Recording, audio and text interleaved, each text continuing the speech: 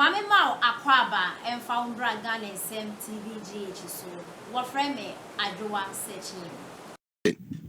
Some of them appointees currently they are in London chilling, buying drinks for the people.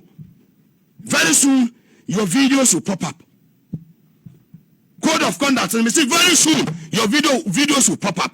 Those chilling at Gold Coast restaurant in London.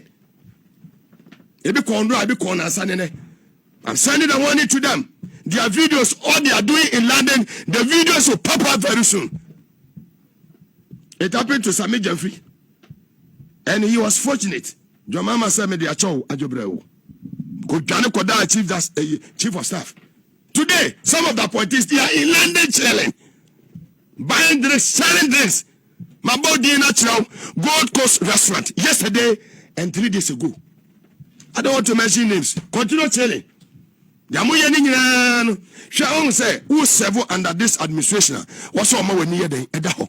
Don't think say you are in London. London, where am you? And why am the corner? Every corner. Jamutu Amukanino near the Funini Breme.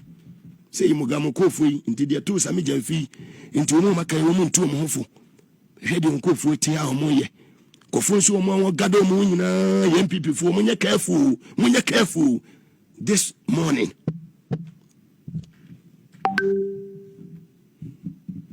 And I Monday, I'm done. Can we watch? The most starting a big push, you know. More starting year, you want to move to your contractor's car. A ho, and you be who say yes. A yeno cresse $1, no. A gin and I say, a yinai. Uti, tis any way your dear was a buying it nas in the water. No jay, 10 kruwa. Ah, what dear for 2 more, or more time crop one. Emwa manager more man in Kanko. Shake me no to when I'm no to we. Do you know, say, secondary schools? Ah, yeah, send Combema Buffer stock for Ombema headmasters and Attorney May. Well, there's some other vetted NDC chairman for. Ah, oh, yes. What are your investigation? As I'm part of a catcher on. Ernest. I'm telling you, where do you see for buy? Oh, me see what you also on the clock of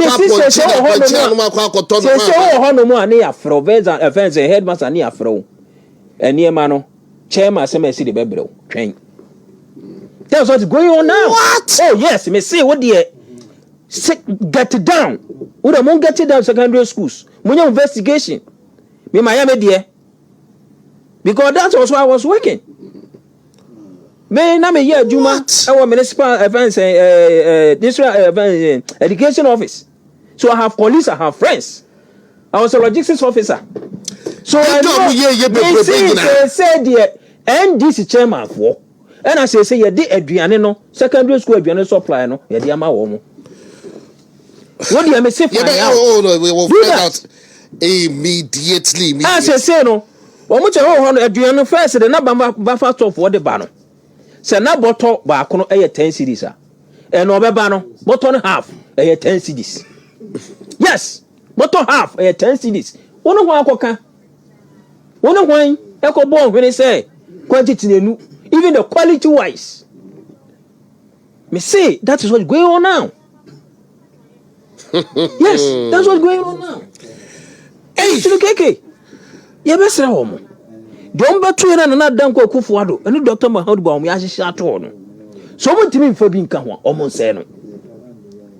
Omo say no. What you say? Hwe say mo tuwe mo for so traders, trade unions. So mo nche mo niam so. Yeah. Say nyanke pe. Yeah. Say adina esino. Say mo mo budwe mo wono ma nkenke. Ebi ye accountants o. Retired accountants, lawyers, lecturers, teachers. And the one John Hono, a bit of magazine Hono. They understand economics. Than even we. I hear free see any answer. Omo John Hono. Omo take economics assassinate. Into no. So if you are cofa niema. Then the man will cofa abano. Sa sense ma wo can no share the environment. No officer sustainability is stronger when you watch it. That's what the day. That is what is happening. It's your best homo. Send your see by your motor nyom. Somebody 24-hour economy bay. That's what we are expecting. Send Kasani Mano Ebe Koso. And can